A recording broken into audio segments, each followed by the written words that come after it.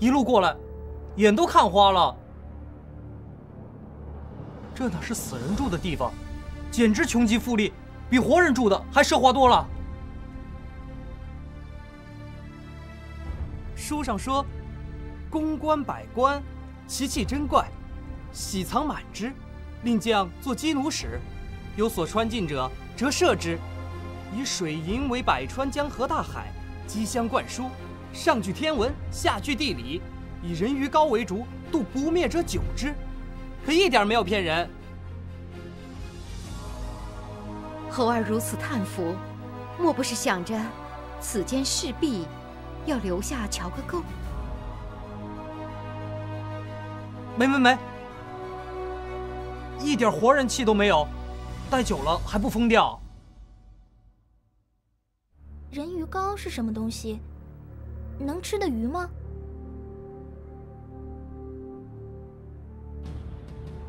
东海之中似人似鱼之物，相传以其枝高点灯，可千万年不灭，谓之长明。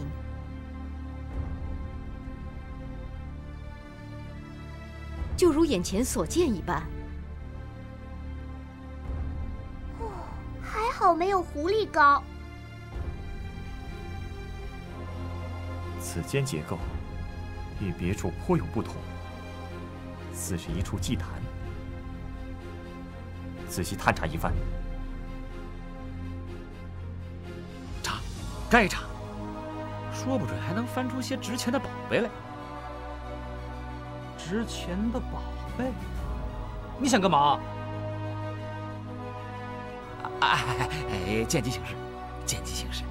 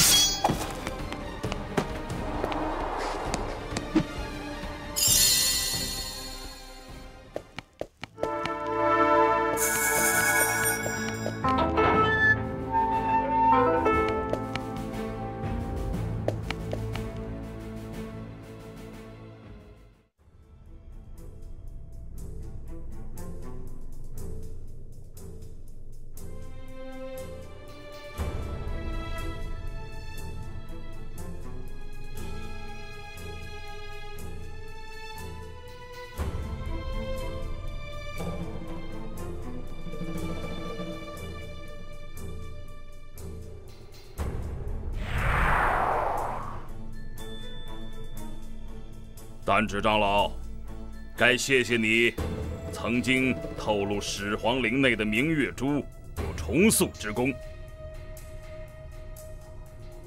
不然青玉坛也不敢将玉衡打碎，以碎片吸魂再重聚。如此多的魂魄，让玉衡力量达到极盛。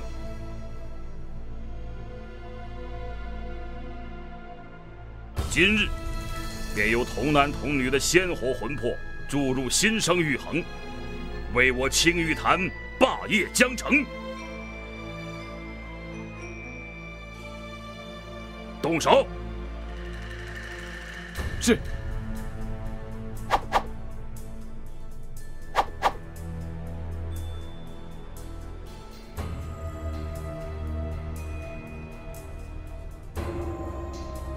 住手！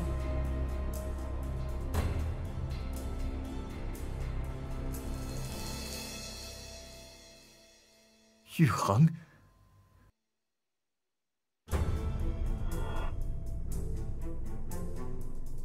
少公也在，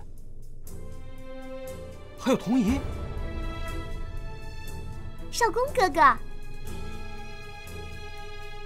少公，你还好吗？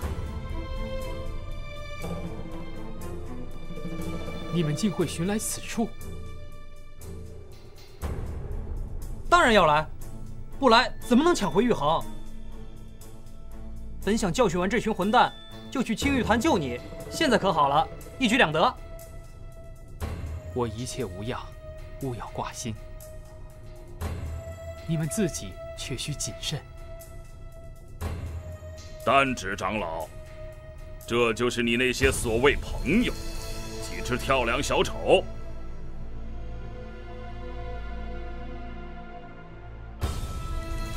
朋友便是朋友，并无他名。虽比不得掌门前呼后拥，倒也不必高处不胜寒。日日警醒，辛苦得来的一切，哪一天又将易主？哼！少公尽管逞口舌之力。你就是雷炎？善金丹之术，却不思治病救人，所谓伤天害理，罪不胜诛。一群鼠目寸光的俗夫，庸庸碌碌之蝼蚁，其名鸿鹄之志。你们害人还能说得理直气壮？也罢，既然有蠢货迫不及待深觊玉衡，便叫你们见识一下青玉坛金丹妙术的真意。星河、柳谋、雾起，弟子在。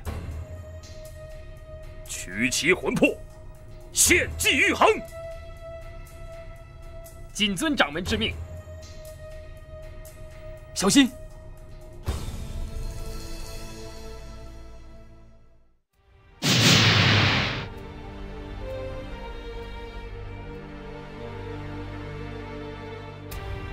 哦，大变活人？这是什么？吃了药？吃了药怎么就变怪物了？样子好难看。怪物！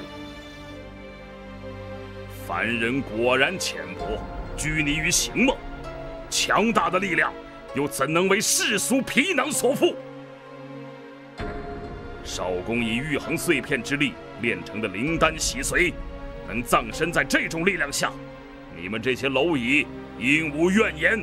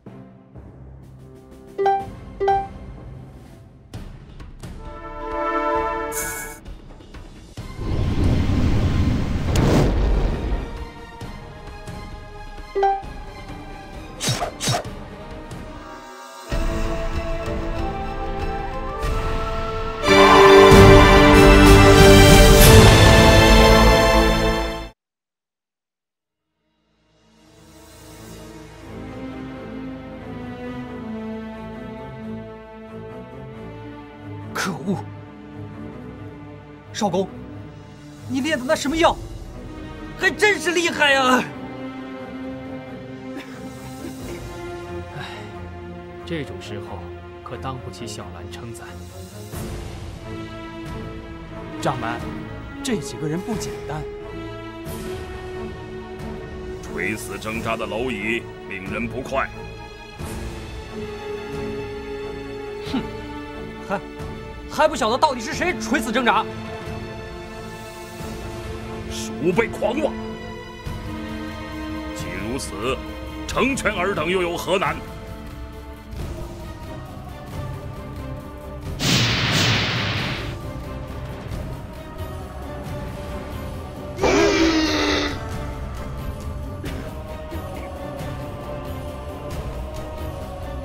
哇，都变了！糟了！这个人，好强的气！便叫尔等领教吾手中巨剑之威，全力应战！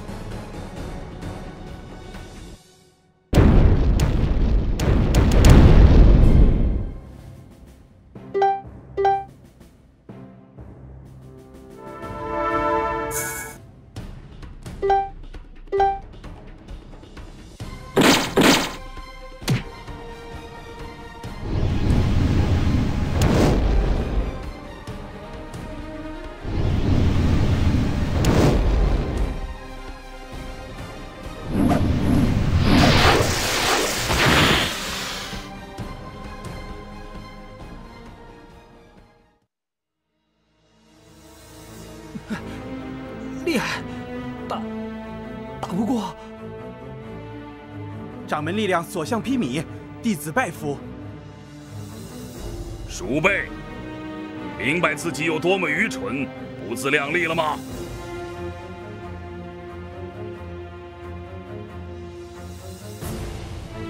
不会真的就在这儿交代了吧？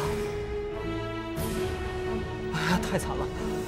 就算以后二姐想帮我收尸，连个地方都找不到。大坏蛋，香菱才不要被他！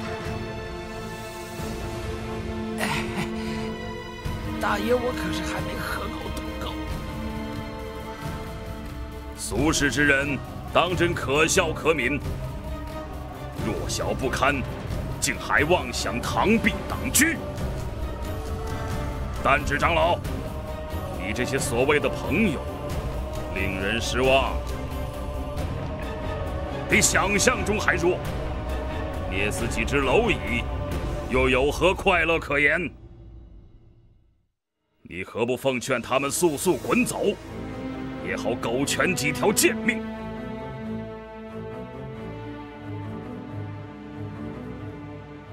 混账！不许你这么讲！我们一定会救少公。救！凭那可笑的微末之力，为少公一人葬送所有人性命，成全尔等所谓仁义，当真毫无悔憾。你！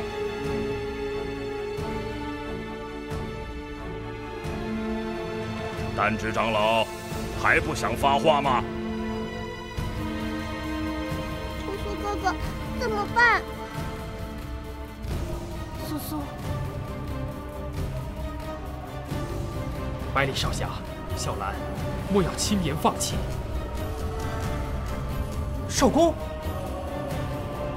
果然，少公，你便是如此对待所谓朋友。不错不错，为了脱身竟做到这一步，丹指长老还是我认识的那个丹指长老。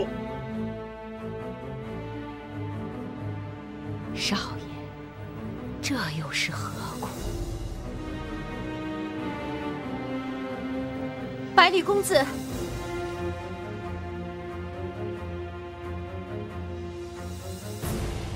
我相信先生。再战！对，反正也没路可退了。少公，我就让你亲眼看到他们是如何流尽最后一滴血。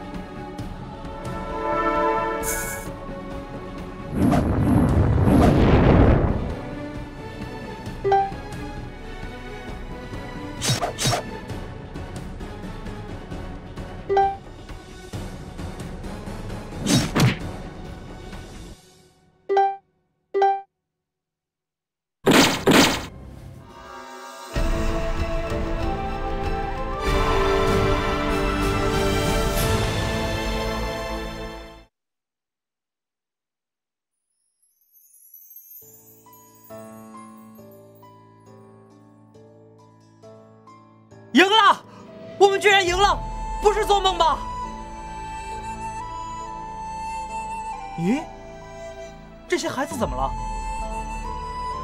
莫慌，他们之前被困于禁锢之法，如今青玉坛几位弟子伤重，无力维系法力，法术自然消失，昏睡一段时间，当可行转。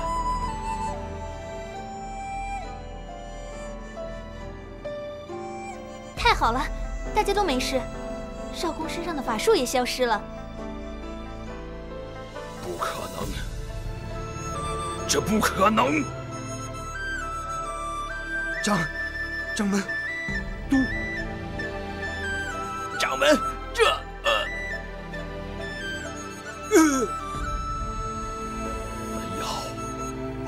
那药有毒，少公，你竟敢骗我！毒？什么毒？为炫耀所谓力量，心甘情愿服下洗髓之药，又何来欺骗之说？如何做到？你究竟如何做到？药方我仔细查过，金丹出炉，便有人反复试药，连你自己也必须服下。有一些，甚至是我阿尼药方亲手所炼。回答我，掌门定要问个明白。你说。数年以前，自我继任单指长老之位，青玉坛各处便开始每日燃有熏香。熏香，门派内提神醒脑之物。那熏香本是我为了炼丹便利而制，除去提神，尚可调理气息，令药性与体内脏器如阴阳相合，使人吞服烈药而不伤。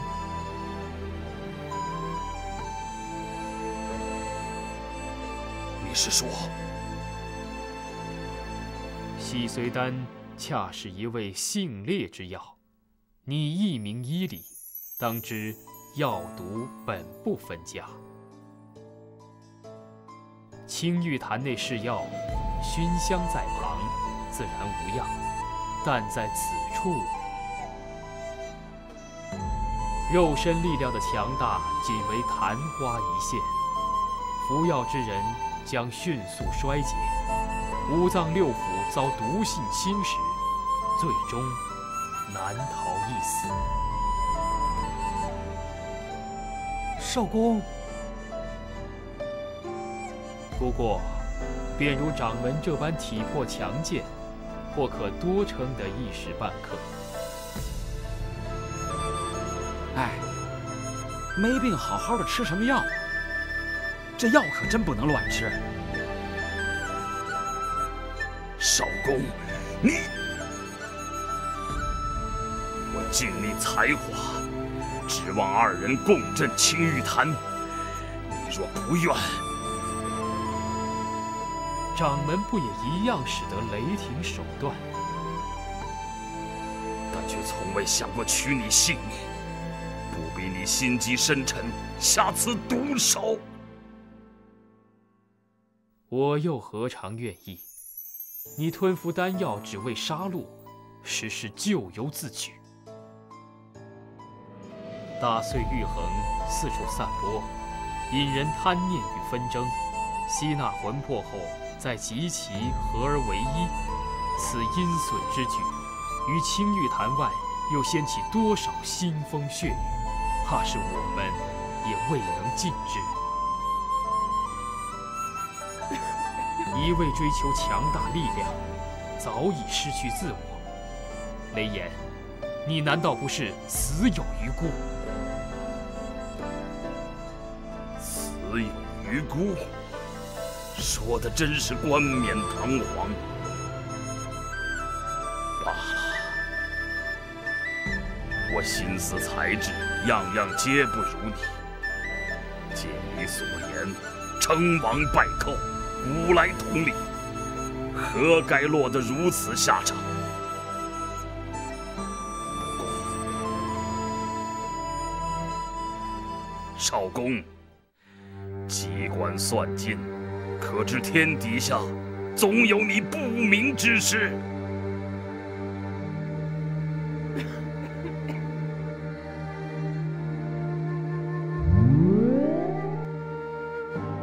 你做什么？还想害人？小兰，无妨。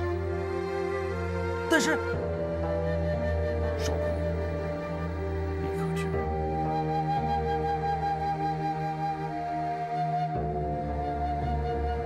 你说什么？除我之外，天底下再没有人知道下落。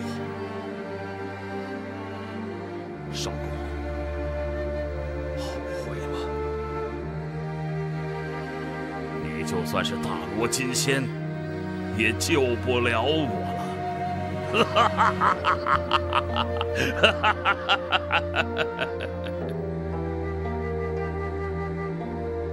雷炎，你说清楚。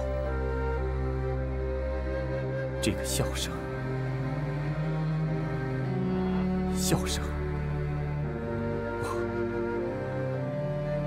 我听过。苏苏，你以为我会相信？少公，你可以不信，但我所说绝非虚言。雷炎诅咒你，永远找不到，永远孤独痛苦。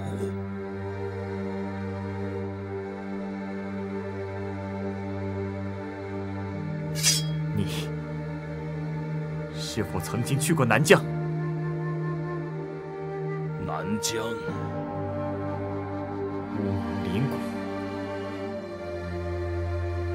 经到过那里。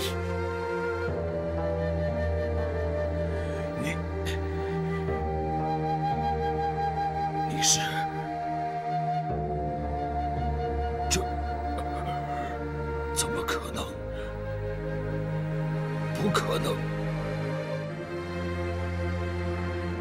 绝无可能！上钩！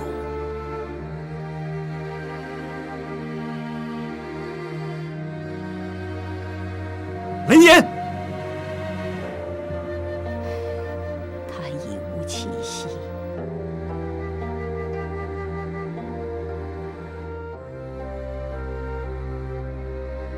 他说的那些，少爷以为雷炎会透露于我，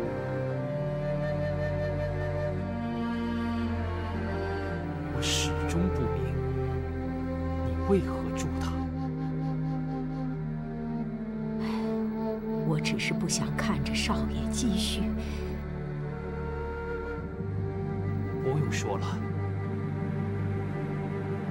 季童若是愿意，仍可留下，我既往不咎；若是不愿，便走吧。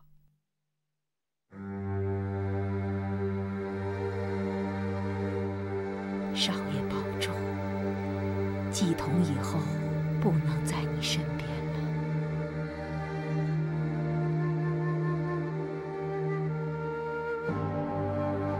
童姨，你。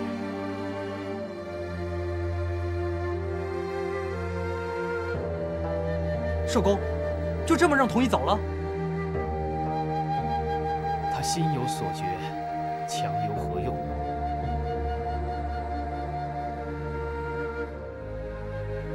少公，你脸色好苍白。雷爷那混蛋说的那些，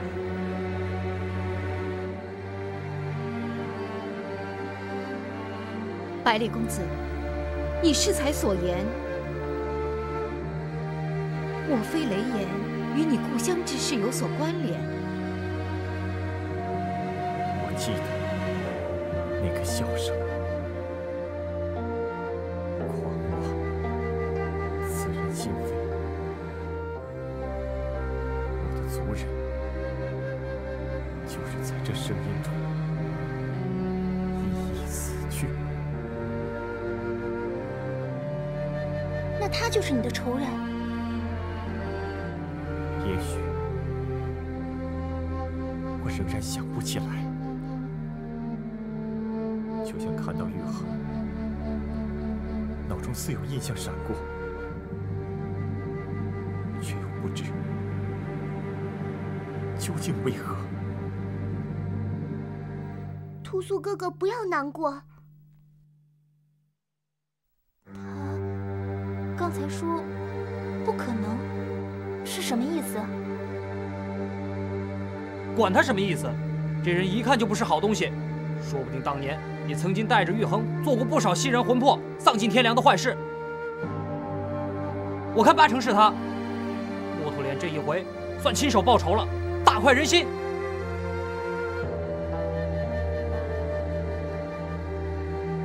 想不到还有这些往事牵扯。青玉坛平日对弟子管束不甚严格，仅可自由来去。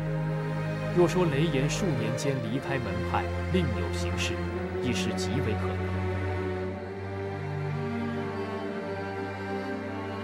但愿真是手刃仇人，以慰我全族之灵。苏苏，甚好甚好。走这一遭，孩子救，坏人宰了，有仇的报仇，没钱的捞钱，划算的很，划算的很。这位公子是？什么公子？就是个路边硬扒上来的臭酒鬼。听说和晴雪的大哥长得挺像。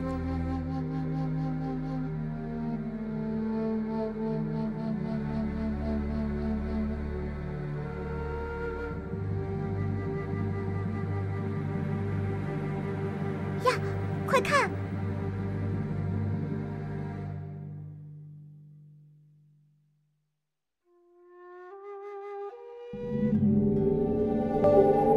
以玉衡害人，最终连自己的魂魄都归于玉衡，这算不算天理循环，报应自在？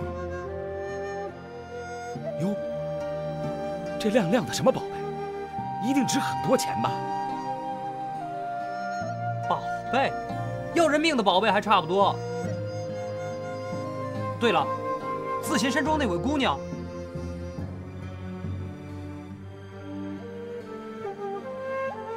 怎么办？魂魄被吸进去了，还能出来吗？姑娘，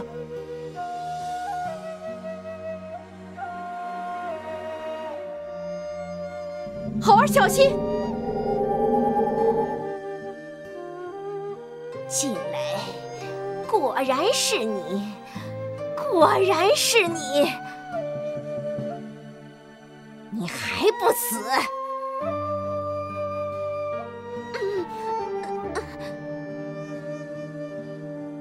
姑娘你的魂魄被玉衡束缚住，不能去投胎了。投胎算得了什么？我只要取你的命，只要你的命！可是，你说的那些事情，我都不记得了。一句不记得，就可以推脱得一干二净吗？也许，那真是前世的我，害死了你，还有其他许多人。你恨我也是应该的。但是这一世，我是方兰生，不是静蕾。我有家人，有朋友，还不想死。我想不到要怎么弥补那些过错。姑娘，就让我试着超度你，突破玉衡之力，送你前去轮回往生。给我滚开！不用你多管闲事。否则，也或许将永远被束缚其中，那和在自贤山庄完全是不一样的。你自己也感觉到了吧？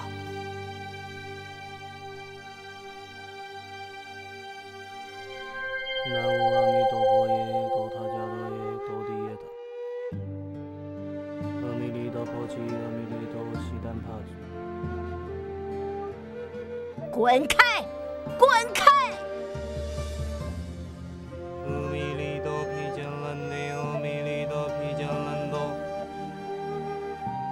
切弥利切切那智多迦利娑婆诃。静蕾，我不用你来施恩。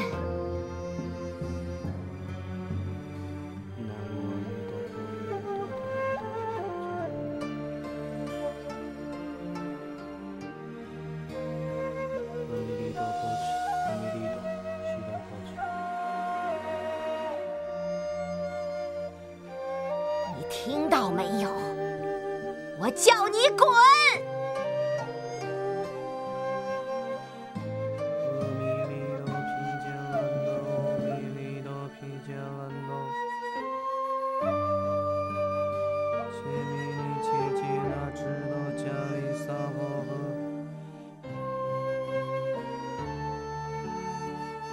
猴儿这回倒是认真。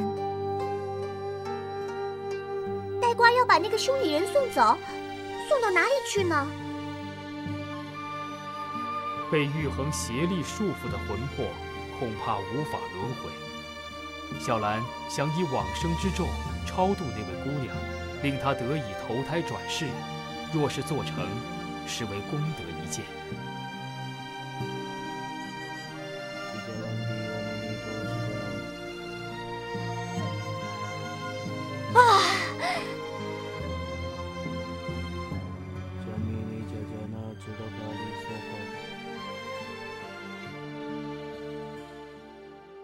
这是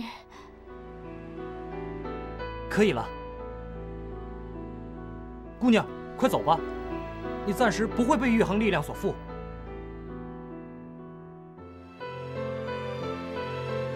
静蕾，这真是天大的讽刺！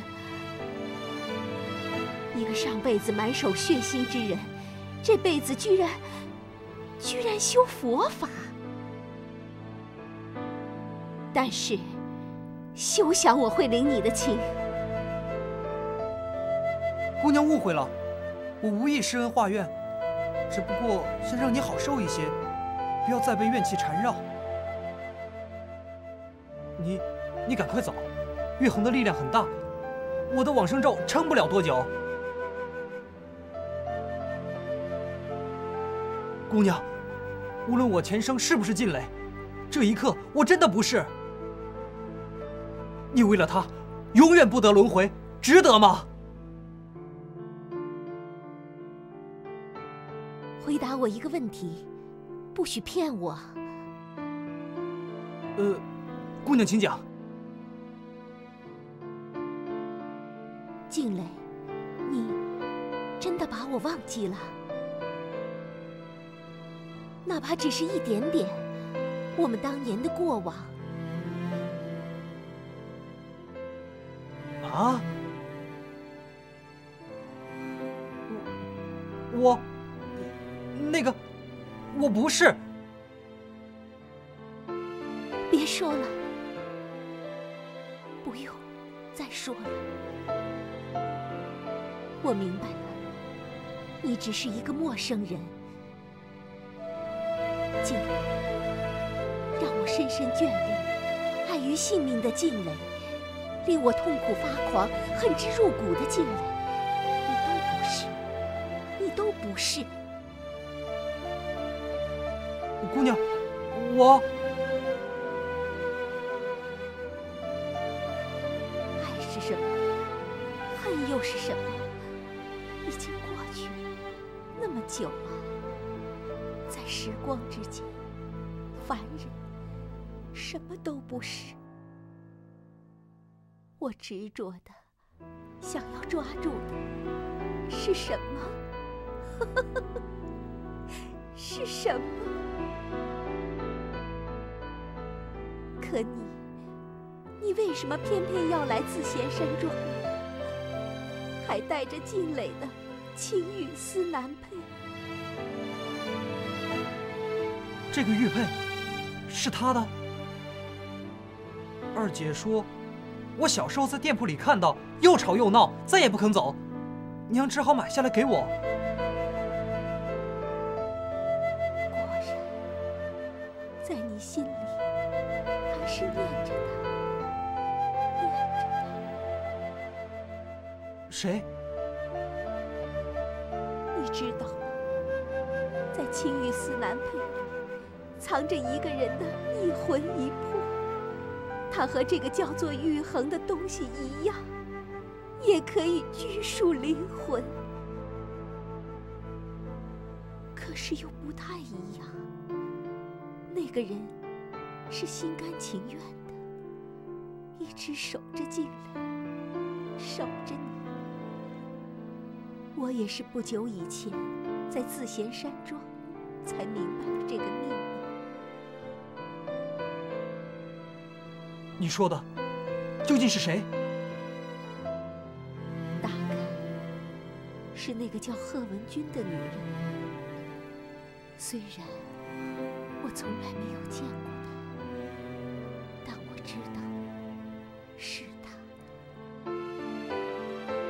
以前我变成了鬼，好几次想要杀死静蕾，却看见她坐在这个女人的墓前流泪，简直像是另外一个我不认识的人。不知道为什么，那时候我放过了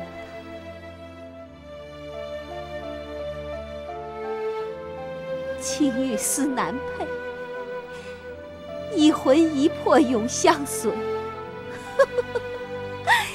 是怎样的一个傻女人呢？我不恨贺文君，真的不恨。我们都只是静蕾命里痛苦的2个女人，兴许她比我更苦。这么多年了，她早已经去转世了吧？假如你找到她的今世，记得好好待她。找她？要去哪里找？我走了，过了来生，也许还有来生。你欠我的，总有一世，我要你还来。静郎，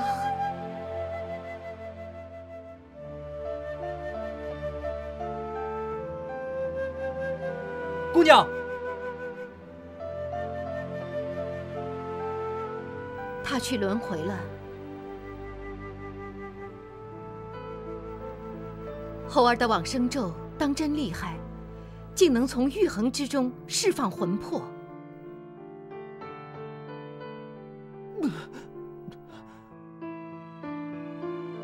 兰生，哎，刚夸你厉害，怎么就……不是我厉害，是那位姑娘对静蕾执念太深，一时由玉衡中挣脱出来，我才能将她超度。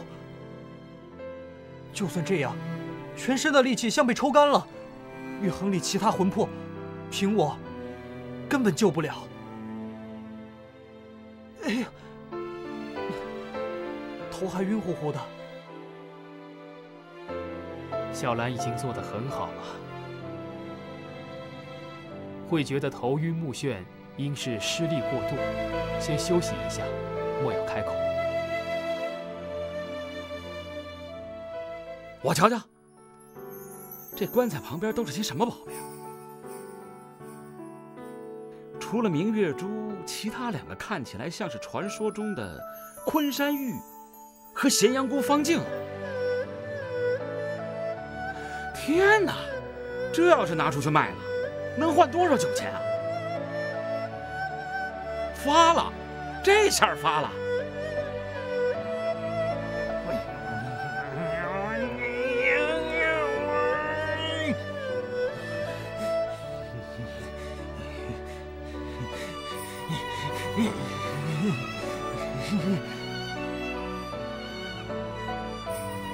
啥？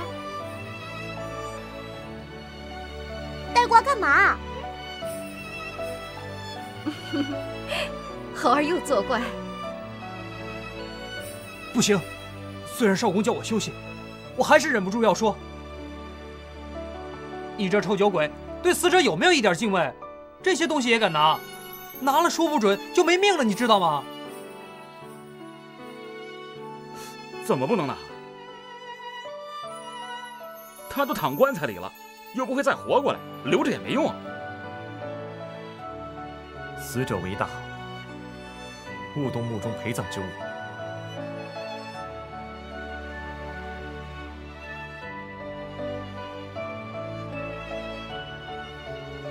唉，好吧，好吧，既然恩公这么说，不动就不动。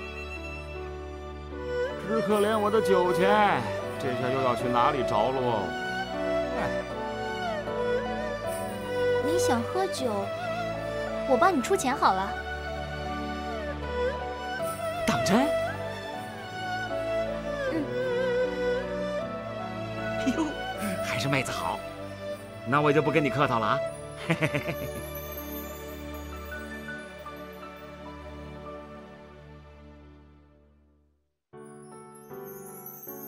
见过厚颜无耻，还真没见过这么厚颜无耻。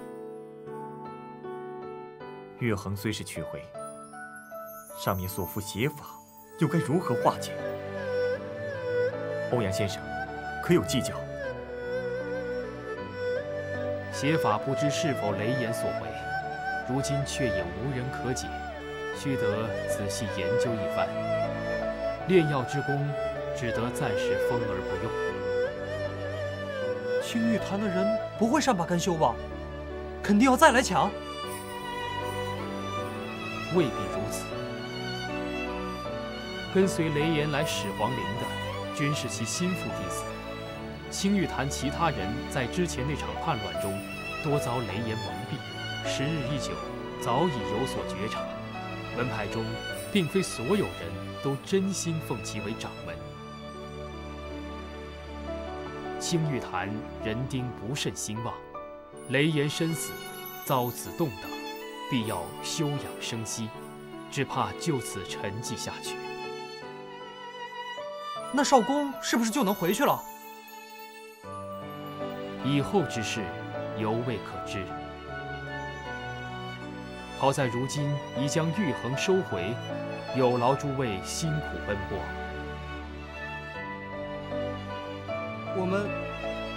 我们也没做什么吧？要不是少公那个药，大概已经趴在雷炎剑下了。不必过谦，少公所长仅是锦上添花，若无诸位，定然成不了事。何况洗髓丹一事有失磊落，实乃不得已而为之，只盼勿要再提。哦，此行多有劳累，不如先离开始皇陵，寻个地方歇息一下。把几个孩子送回安陆吧，他们家里人可要急死了。我们几个人将孩子带上。秋桂，你把青玉坛那些人的尸首搬了，通通晾在这儿，像什么话？我？为啥是我？要晴雪妹妹替你赴酒钱，好歹也该出些力吧。红玉姐，我没关系的。让她去，人高马大的，还真想吃白食不成？这……哎，没办法，拿人家的手短，吃人家的嘴软哦。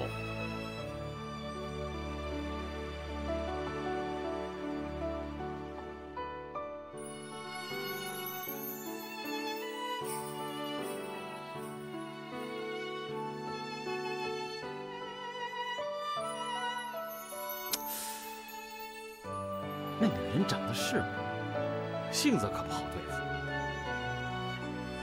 还好，来的路上已经顺手摸了几件宝贝，不然真亏大了。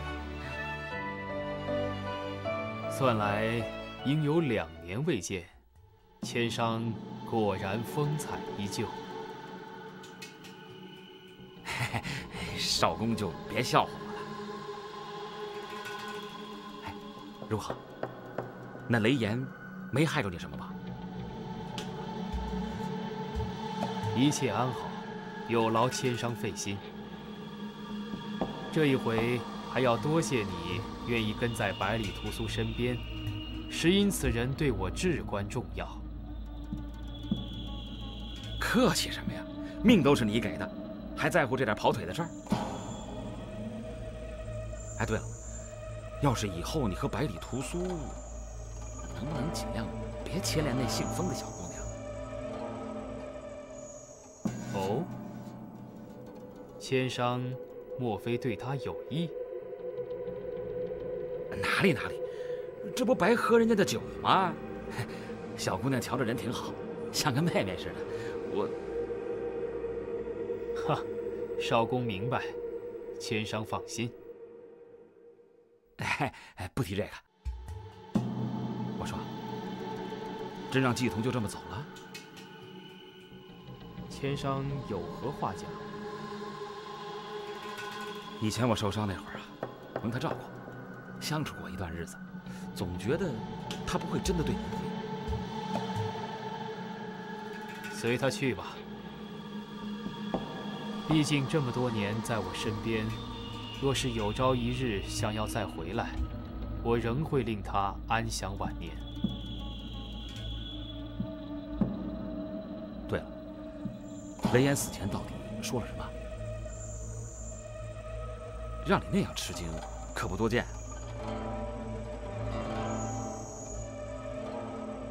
他告诉我，我最在乎的那个人还活着，没有死。啊，此话当真？真真假假，又有谁知？雷言诅咒我永远痛苦，永远寻不到那人，无非是想令我心中永无宁日。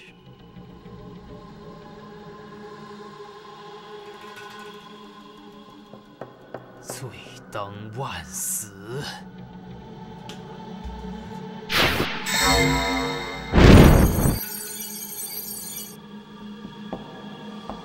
这还真是挫骨扬灰啊！哎，他又是何必呀？要去激你，死后连权势也不留。走。玉衡的邪恶之物，你真的会分而不用吧？千商还不信我？